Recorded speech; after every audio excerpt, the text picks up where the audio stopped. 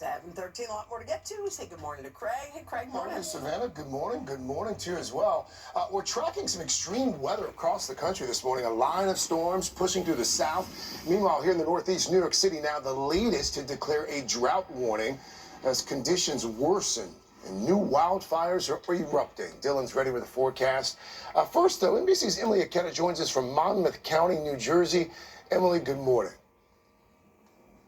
Hey there, Craig. Well, these bone-dry conditions are fueling new wildfires and shrinking water supplies. The Manasquan Reservoir here is at about just half of its 4 billion gallon capacity, which is why I can now walk on its sandy bottom. We've been watching the water levels recede week after week, more and more. It's staggering scenes like this that are multiplying across this region and causing concern amid unprecedented dry conditions.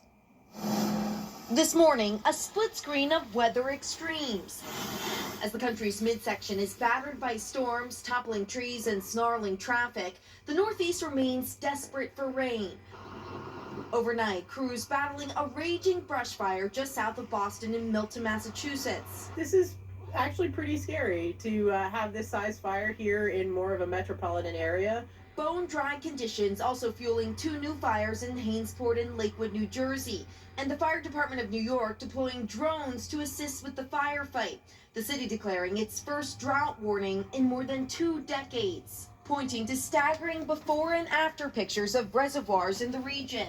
Many cities across the Northeast facing their driest fall seasons on record, including Scranton, Pennsylvania. We're only like a week and a half away from Thanksgiving, and we're working brush fires right now, which is unusual for this part of the country. Even under normal circumstances, Thanksgiving is the leading day for home cooking fires, surging on average 240%.